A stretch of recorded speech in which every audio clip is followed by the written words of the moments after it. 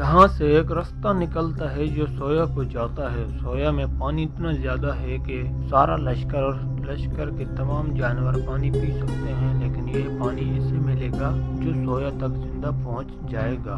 ऊपर सूरज की तपश देखो, दिन को कितना चल सकोगे, कितनी दूर तक चल सकोगे। मोअज़्ज़िज़ नाज़रीन, हमारी आपसे एक छोटी सी गुजारिश है कि हमारे चैनल पर अब तक नए हैं तो हमारे चैनल को सब्सक्राइब कर दें, साथ बेल आइकन के बटन पे क्लिक लाजमी करें और वीडियो को पूरा वॉच करें। ये मैं नहीं जानता इतने ऊँट लाओ कि लश्कर का हर फर्द ऊँट पर सवार हो।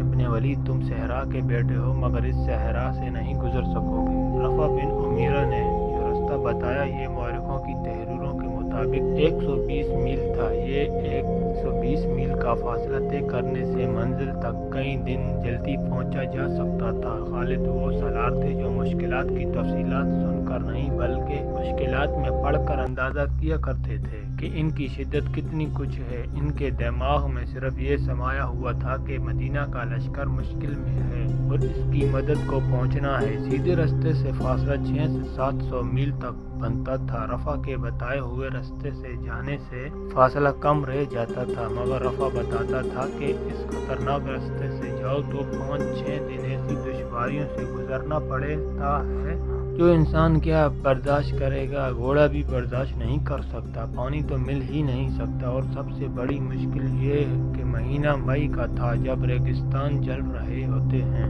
खुदा की कसम, इब्ने वलीद, एक सलार ने कहा, तू इतने बड़े लश्कर को इस रास्ते पर नहीं ले जाएगा जो तबाही का और बहुत बुरी मौत का रास्ता होगा, और जिसका दिमाग सही होगा वो इस रास्ते पर नहीं जाएगा। एक और सलार ने कहा, हम इसी रास्ते से जाएंगे। खालिद ने ऐसी मुस्कुराहट से कहा जिसमें अजीब सी संजीदगी थी। हम पर फर्ज है कि तेरी इताअत करें। रफ़ा बिन उमैरा ने कहा, लेकिन एक बार फिर सोच लो, मैं वो हुक्म देता हूँ जो हुक्म अल्लाह मुझे देता है। खालिद ने कहा, हारते वो हैं जिनके इरादे कमज़ोर होते हैं। अल्लाह की खुशनुदी हमें हासिल है और फिर अल्लाह की राह में जो मुसीबतें आएंगी हम क्यों ना इन्हें भी बर्दाश्त करें। ये वाक़या और ये गुफ्तगू तिबरी ने ज़रा तफसील से बयान की है कि खालिद के सलारों ने इनके अज़म की ये पुख्तगी देखी तो सब ने पुरजोश लहजे में लब्बैक कही। इनमें से किसी ने कहा, इब्ने वलीद, तुझ पर अल्लाह का करम, वो कर जो तू बेहतर समझता है, हम तेरे साथ हैं। खालिद ने इस सफ़र पर रवानगी से पहले एक हुक्म ये दिया कि लश्कर का हर फर्द ऊँट पर सवार होगा, घोड़े सवारों के बगैर पीछे पीछे चलेंगे। दूसरा हुक्म ये कि औरतों और बच्चों को मदीना भेज दिया जाए। सलारों को खालिद ने कहा था कि तमाम लश्कर को अच्छी तरह बता दें कि वो ऐसे रास्ते पर जा रहे हैं जिस रास्ते पर पहले कभी कोई लश्कर नहीं गुजरा। हर किसी को ज़हनी तौर पर तैयार किया जाए। मई का महीना ऊँटों की फराहमी में गुजर गया। जून 634 ईस्वी 12 रबीउल आखिर 13 हिजरी का महीना शुरू हो गया। अब तो सहरा जल रहा था। खालिद ने कूच का हुक्म दे दिया। इनके साथ 9000 मुजाहिदीन थे इस खुदकश सफर पर जा रहे थे। कराकर तक सफर वैसा ही था जैसे इस लश्कर का हर सफर हुआ करता था। वो सफर कराकर से शुरू होना था जिसे मुसलमान मौरखों ने और यूरोपी मौरखों ने भी तारीख का सबसे खतरनाक और भयानक सफर कहा है। मसना बिन हारिसा कराकर तक खालिद के साथ गए। मसना को फिर वापस आना था। कराकर से जिस कदर पानी साथ ले जाया जा सकता था मशकीज़ों में भर लिया गया। मटके भी इकट्ठे कर लिए गए थे, इनमें भी पानी भर लिया गया। अगली सुबह जब लश्कर रवाना होने लगा तो मसना बिन हारिसा खालिद से और उसके सालारों से गले लग के मिले। यकूबी और इब्ने यूसुफ ने लिखा है कि मसना बिन हारिसा पर रकत तारी हो गई थी। इनके मुंह से कोई दुआ ना निकली, आंखों से आंसू निकल आए। दुआएं इनके दिल में थी। इन्हें यकीन नहीं था कि वो खालिद को और इनके 9000 मुजाहिदीन को फिर कभी देखेंगे। खालिद ऊँट पर सवार होने लगे तो रफ़ा बिन उमैरा दौड़ता आया। इब्ने वलीद, रफ़ा ने खालिद के दोनों कंधों पर हाथ रख कर कहा, अब भी सोच ले, रास्ता बदल ले, इतनी जानों से मत खेल। इब्ने उमैरा, खालिद ने गुस्से से कहा, अल्लाह तुझे वरत करे, मुझे अल्लाह की राह से मत रोक, या मुझे वो रास्ता बता जो मदीना के लश्कर तक जल्दी पहुंचा दे। तू नहीं जानता, तू हट मेरे सामने से और हुक्म मान जो मैंने दिया है। रफ़ा खालिद के आगे से हट गया। खालिद ऊँट पर सवार हुए और लश्कर चल पड़ा। सबसे आगे रफा का ऊँट था, इसे राहबरी करनी थी। मसना खड़े देखते रहे। इन्होंने अपने साथियों से कहा, अमीरुल मोमिनीन ने ठीक कहा था कि अब कोई माँ खालिद जैसा बेटा पैदा नहीं करेगी। वही सहरा जो रात को खनक था। सूरज निकलते ही तपने लगा और जब सूरज और ऊपर आया तो जमीन से पानी के रंग के शोले उठने लगे। पानी के रंग का झलमल करता एक पर्दा था जो आगे आगे चल रहा था। इसके आगे कुछ पता नहीं चलता था कि क्या है। जून का सूरज जब सर पर आया तो लश्कर के अफराद एक दूसरे को पहचान नहीं सकते थे। हर कोई जमीन से उड़ती हुई तपिश के लरसते पर्दे में लरसता कांपता या लटके हुए बारीक कपड़े की तरह लहरों की तरह हिलता नजर आता था। मुजाहिदीन ने एक जंगी तराना मिलकर गाना शुरू कर दिया। खालिद ने इन्हें रोक दिया क्योंकि बोलने से प्यास बढ़ने का इम्कान था। ऊँट कई दिनों तक प्यासे सफर कर सकता है, लेकिन इंसान पैदल जा रहा हो या ऊँट या घोड़े पर सवार हो, वो चंद कुछ घंटों से ज्यादा प्यास बर्दाश्त नहीं कर सकता। पहली शाम जब पड़ाव हुआ तो तमाम लोग पानी पर टूट पड़े। इनके जिस्म जल रहे थे। खाने की जगह भी इन्होंने पानी पी लिया। दूसरे दिन लश्कर का हर आदमी महसूस करने लगा था कि ये वो सहरा नहीं जिसमें इन्होंने बेशुमार बार सफर किया है। ये तो जहन्नम है जिसमें वो चले जा रहे हैं। एक तो तपिश थी जो जला रही थी, दूसरा रेत की चमक थी जो आंखों नहीं खोलने देती थी। रेत का समंदर था, बल्कि ये आग का समंदर था और लश्कर शोलों में तैरते जा रहे थे। तीसरे रोज का सफर इस तरह होलनाक और अजियतनाक हो गया कि टीलों और नशीबो फराज का इलाका शुरू हो गया था। ये रेत और मिट्टी के टीले थे जो आग की दीवारों की मानंद थे। पहले तो लश्कर सीधा जा रहा था, अब थोड़े थोड़े फासले पर मुड़ना पड़ता था। दीवारों जैसे टीले मुजाहिदीन को जला रहे थे। यहाँ सबसे ज्यादा खतरा भटक जाने का था। बाज़ दीवारों जैसे टीलों के दरमियान जगह इतनी तंग थी कि ऊँट दोनों तरफ रगड़ खा कर गुजरते थे। ऊँट भटक जाते थे कि इनके जिस्मों के साथ गर्म लूह लगाया गया है। तीसरी शाम पड़ाव हुआ तो सबके मुंह खुले हुए थे और वो आपस में बात भी नहीं कर सकते थे। इस शाम लश्कर ने पानी पिया तो ये होलनाक इंकिशाफ हुआ कि बाकी सफर के लिए पानी नहीं रहा। पानी का जखीरा 5 दिनों के लिए काफी था, मगर ये तीसरे रोज ही खत्म हो गया। रास्ते में भी मुजाहिदीन पानी। चौथा दिन क़यामत से कम न था। पानी की एक बूंद नहीं थी। प्यास का असर जिस्मानी होता था और एक असर सहरा का अपना होता है जो जहन को बिगाड़ देता है। ये होती है वो कैफियत जब सहराब नजर आते हैं, पानी और नगलिस्तान दिखाई देता है, शहर और समुद्री जहाज नजर आते हैं और मुसाफिर इन्हें हकीकत समझते हैं। रेत की चमक का असर भी बड़ा ही खौफनाक था। लश्कर में किसी ने चिल्लाकर कहा, वो पानी आ गया, पहले मैं पीऊंगा। वो आदमी चलते ऊंट से कूद कर अपने तरफ दौड़ पड़ा। 3-4 मुजाहिदीन इसके पीछे गए। इसे अल्लाह के सुपुर्द करो, रफा बिन उमैरा ने दूर से कहा। सहरा ने कुर्बानियाँ वसूल करनी शुरू कर दी हैं, इसके पीछे मत दौड़ो, सब मरोगे। थोड़ी देर बाद एक मुजाहिद बेहोश होकर ऊंट से गिरा। वो उठा और ऊंट की तरफ आने की बजाय दूसरी तरफ चल पड़ा। कोई भी इसके पीछे न गया। पीछे न जाने की एक वजह यह थी कि सबकी आंखें बंद थी। एक रेत की चमक और तपिश खुलने ही नहीं देती थी। चौथा दिन जो पानी के बगैर गुजर रहा था, सही मानों में जहन्नम के दिनों में से एक था। ऐसे लगता था जैसे सूरज और नीचे आ गया हो। पहले तो सब खुद आंखें बंद रखते थे क्योंकि चमक और तपिश आंखों को जलाती थी। अब आंखें खुलती ही नहीं थी। ऊंट थक हारने लगे थे। कोई ऊंट बड़ी खौफनाक आवाज निकालता, बैठने के लिए अगली टांगों को दोहरी करता और एक पहलू पर लड़क जाता था। सवार भी गिरता, मगर इसमें उठने की हिम्मत नहीं होती थी। लश्कर में हर किसी की आंखें बंद थी और दिमाग बेकार हो गए थे। इन्हें महसूस ही नहीं होता था कि इनका कोई साथी ऊंट से गिर पड़ा है या कि इसका ऊंट भी गिर पड़ा है और इसे उठाकर अपने साथ ऊंट पर बिठा ले। शराब का शिकार होने वालों की तादाद बढ़ती जा रही। खुद खालिद की हालत ऐसी हो गई थी कि इन्हें कुछ पता नहीं चल रहा था कि लश्कर में क्या हो रहा है। वो तो अज़म और ईमान की कुव्वत थी जो इन्हें जिंदा रखे हुए थी और ये ऊंट से जो चले जा रहे थे। अगर ऊंट रुक जाते तो लश्कर का कोई एक भी फर्द एक कदम न चल सकता।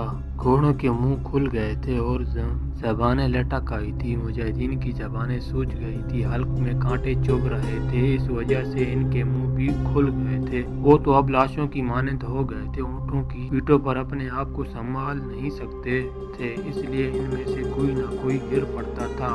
वो तो अब लाशों की मानंद हो गए थे। ऊँटों की पीठों पर अपने आप को संभाल नहीं सकते थे, इसलिए इनमें से कोई न कोई गिर पड़ता था। अब वो आलम नज़ा के करीब पहुंच रहे थे। जिस्मों की नमी खुश्क हो चुकी थी। रात को लश्कर रुका। तमाम रात मुजाहिदीन ने जागते गुजारी। जिस्मों के अंदर सुइयां चुभती थी। जबानों की हालत ऐसी थी जैसे मुंह में किसी ने लकड़ी का टुकड़ा रख दिया हो। सफर के आखिरी दिन का सूरज तुलू होकर मुजाहिदीन को मौत का पैगाम देने लगा। कई मुजाहिदीन ऊँटों पर बेहोश हो गए, जो लुढ़क कर गिरे नहीं। ये लश्कर अब एक लश्कर की तरह नहीं जा। ऊँट बिखर गए थे, बाज बहुत पीछे रह गए थे, कई दाएं और बाएं फैल गए थे।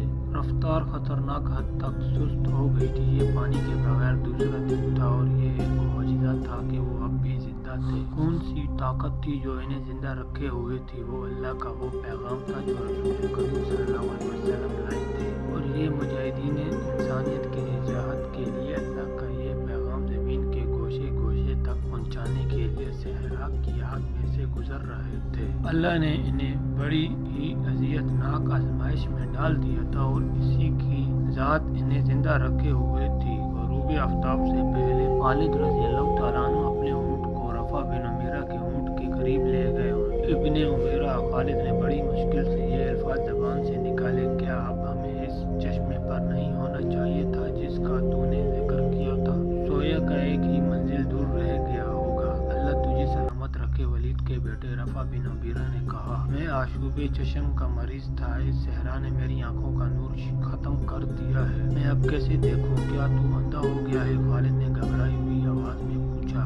जो तू देख सकता था वो हम में से कोई भी नहीं देख सकता। क्या हम भटक गए हैं? मौरख मुक़्तदी और तिबरी ने लिखा है कि रफ़ा बिन उमैरा की रहनाई खत्म हो गई थी। इसने ज़हन में कुछ हिसाब रखा हुआ था। इन दिनों मौरखों ने इसके सही अल्फाज अपनी तहरीरों में नकल किए हैं। इब्ने वलीद रफ़ा ने कहा, लश्कर यहीं रोक ले, अपने कुछ आदमियों को आगे भेज। इन्हें कहे कि वो औरत के पस्तानों की शक्ल के 2 टीलों को तलाश करें। खालिद ने कुछ आदमियों को आगे भेज दिया। ये आदमी जल्द ही वापस आ गए और इन्होंने बताया कि वो 2 टीले देख आए हैं। रफ़ा ने खालिद से कहा कि अल्लाह के करम से वो सही रास्ते पर जा रहे हैं, लश्कर को आगे ले चलो। इब्ने वलीद रफ़ा बिन उमैरा ने कहा, अब आपने आदमियों से कहे कि एक दरख्त को ढूंढे जिस पर कांटे ही कांटे होंगे और वो कोई ऊंचा दरख्त नहीं होगा। वो दूर से इस तरह नजर आएगा जैसे कोई आदमी बैठा हुआ हो। ये दरख्त इन 2 टीलों के दरमियान होगा। आदमी घूम फिर कर वापस आ गए और इन्होंने ये चमका खबर सुनाई कि इन टीलों के दरमियान हो। इर्द गिर्द बल्कि दूर दूर तक कोई ऐसा दरख्त नजर नहीं आया। रफ़ा बिन उमैरा ने कहा, समझ लो कि हम सब मर गए।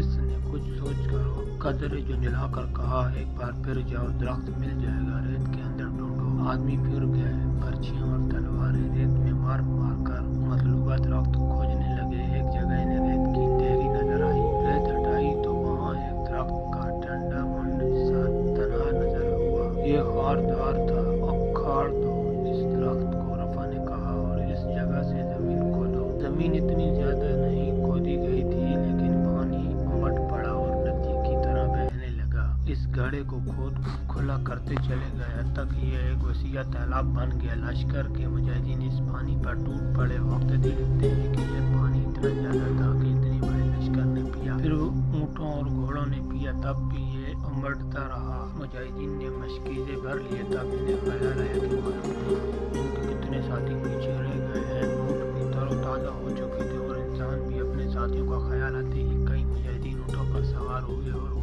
वापस चले गए। वो मंजर बड़ा हौलनाक था। जगह जगह कोई न कोई मुजाहिद और कोई ऊँट या घोड़ा रेत पर बेहोश पड़ा जल रहा था। मुजाहिदीन ने इनके मुंह में पानी डाला और इन्हें अपने साथ ले आए। बाज़ मुजाहिदीन शहीद हो चुके थे। इन्हें इनके साथियों ने वहीं दफन कर दिया। इब्ने उमैरा खालिद ने रफ़ा बिन उमैरा को गले से लगाकर कहा, तूने लश्कर को बचा लिया है, अल्लाह ने बचाया है। इब्ने वलीद रफ़ा ने कहा, मैं इस चश्मे पर सिर्फ एक बार आया था और ये 30 साल पहले का वाक़या है। मैं इस वक्त कम सन लड़का था।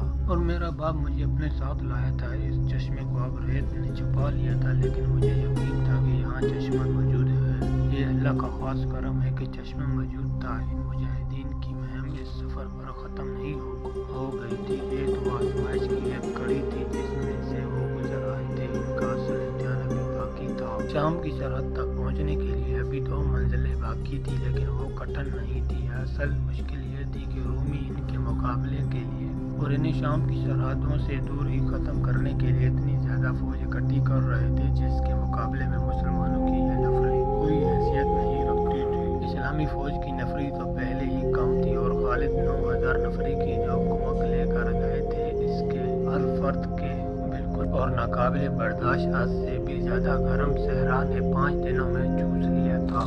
ان کے جسموں میں دم ختم ہو چکا تھا۔ ان میں کچھ تو شہید ہو گئے تھے اور کچھ ایسے تھے جن پر صحرا نے بہت برا اثر کیا تھا۔ وہ 8-10 دنوں کے لیے بیکار ہو گئے تھے۔ باقی نفری کو بھی 2-3 دن آرام کی ضرورت تھی۔ احوال وقائف ایسے تھے کہ انہیں آرام کی مہلت نہیں مل سکتی تھی۔ دشمن بیدار اور تیار تھا اور یہ بڑے ہی طاقتور دشمن تھا۔ اس وقت کے ملک کے شام پر رومی حکمران تھے اور ان کی فوج اس دور کی مشہور طاقتور اور مضبوط فوج تھی۔ اس دور میں 2 ہی شاہی فوجیں مشہور تھیں، ایک فارس کی فوج اور دوسری رومیوں کی۔ دور تک ان دونوں فوجوں کی طاقت بیٹھی ہوئی تھی۔ نفری زیادہ ہونے کے علاوہ ان کے ہتھیار برتر تھے۔ روم کی فوج کے متعلق تاریخ نویسوں نے لکھا ہے کہ جس راہ سے گزرتی تھی اس راستے کی بستیاں خالی ہو جاتی تھی۔ فارس کی جنگی طاقت کو تو مسلمانوں نے بڑی تھوڑی نفری سے ختم کر دیا تھا اور عراق کے بے شمار علاقے پر قبضہ کر لیا تھا۔ اب مسلمان دوسری بڑی جنگی طاقت کو للکار رہے تھے۔ رومی اکیلے نہیں تھے، ان کا اتحادی غسان کا بڑا ہی طاقتور قبیلہ تھا۔ رومی جب ان کے علاقوں میں آئے تھے تو غسان واحد قبیلہ تھا جس نے رومیوں کا مقابلہ کیا تھا۔ یہ مقابلہ چند دنوں یا مہینوں پر ختم نہیں ہو گیا تھا، بلکہ غسانی بڑی لمبی مدت تک لڑتے رہے تھے۔ رومیوں نے شام کے وسیع علاقے پر قبضہ کر لیا تو بھی غسانی لڑتے رہے۔ وہ رومی فوج کی سرحدی چوکیوں پر شبخون مارتے رہتے اور کبھی رومیوں کے مقبوضہ علاقے میں دور اندر جا کر بھی حملہ کرتے رہتے۔ غسانی اور رومیوں کی یہ جنگ نسل بہ نسل چلتی رہی۔ آخر رومیوں کو تسلیم کرنا پڑا کہ غسانی ایک قبیلہ نہیں قوم ہے اور انہیں تیغ نہیں کیا جا سکتا۔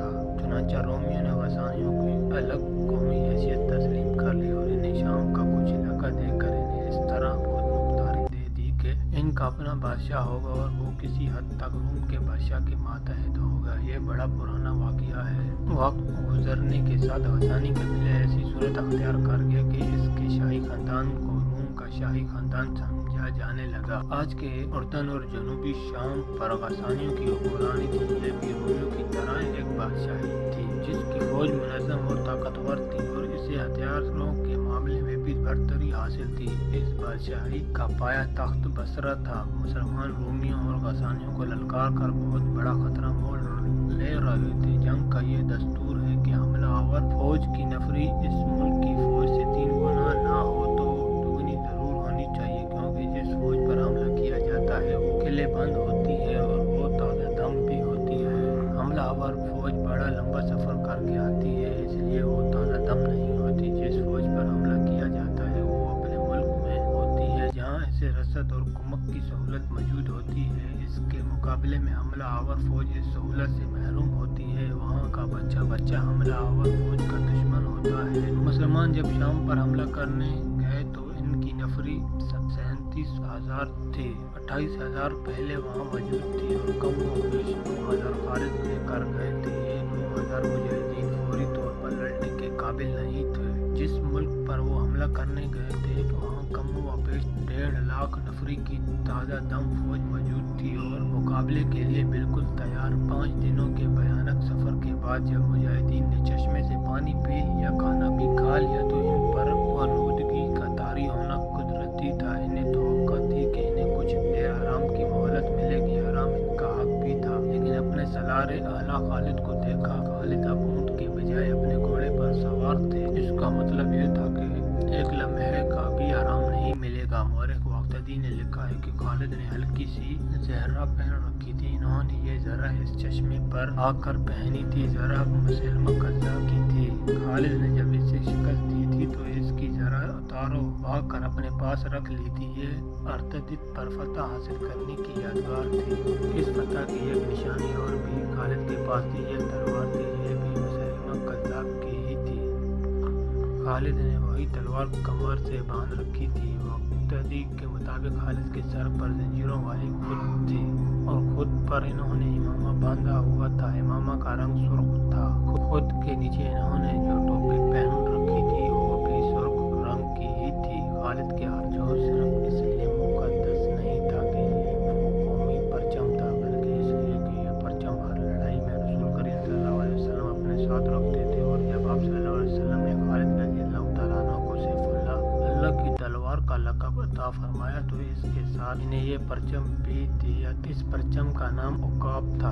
9000 मुजाहिदीन में जहाँ सहाबा किराम रज़ियल्लाहु तआला अन्हु भी थे, वहाँ खालिद रज़ियल्लाहु तआला अन्हु के अपने फर्जंद अब्दुर्रहमान भी थे, जिनकी उम्र 18 साल थी। और इनमें अमीरुल मोमिनीन अबू बकर रज़ियल्लाहु तआला अन्हु के नौजवान फर्जंद भी थे। इनका नाम भी अब्दुर्रहमान ही था। मुजाहिदीन खाब पी कर इधर उधर बैठ गए। इन्होंने अपने सलारे आला को घोड़े पर सवार अपने दरमियान घूमते फिरते देखा तो सब उठ खड़े हुए। खालिद ने ज़बान से कुछ भी न कहा। वो हर एक की तरफ देखते और मुस्कुराते थे। इनकी खुद और जरा देखकर और इनके हाथों में रसूल सल्लल्लाहु अलैहि वसल्लम का परचम देखकर मुजाहिदीन समझ गए कि इनके सलारे आला चलने को तैयार हैं। तमाम मुजाहिदीन किसी हुक्म के बगैर उठ खड़े हुए और अपने ऊँटों के बजाय घोड़ों पर सवार हो गए। वो जान गए कि अल्लाह की शमशीर थोड़ी देर के लिए भी नायाब में नहीं जाएगी। खालिद की जान फजा मुस्कुराहट ने पूरे लश्कर की थकन दूर कर दी। लश्कर चलने के लिए तैयार हो गया। वलीद के बेटे ये देख एक आदमी परजोश लहजे में कहता और दौड़ता आ रहा था। ये देख वलीद के बेटे, अल्लाह ने मेरी बेनाई मुझे लुटा दी है। मैं देख सकता हूँ, मैं तुझे देख रहा हूँ। बेशक अल्लाह ईमान वालों पर करम करता है। किसी ने बुलंद आवाज से कहा, अल्लाह रहीम व करीम है। किसी और ने नारा लगाया। यह था रफ़ा बिन उमीरा, जिसने इस लश्कर की रहनुमाई इस खतरनाक सहरा में की थी। वो आशूबे चश्म का मरीज था। रेत की चमक और तपश से इसकी बहनाई खत्म हो गई थी, लेकिन जिस्म में चश्मे का पानी गया और आंखों में पानी के छींटे पड़े तो रफ़ा की बहनाई वापस आ गई। खालिद को इसकी बहुत ज़्यादा खुशी हुई, जिसकी एक वजह ये थी कि इनके लश्कर का रहनुमा और मैदान जंग का शाह सवार हमेशा के लिए अंधा नहीं हो गया था। और दूसरी वजह यह थी कि रफ़ा बिन उमीरा खालिद का दामाद था। मुजाहिदीन बगैर आराम किए अपनी अगली मंजिल को जा रहे थे। अब इनका सफ़र साहिल था, लेकिन इस दुश्मन पर फतह साहिल नजर नहीं आती थी जिनसे लड़ने वो जा रहे थे।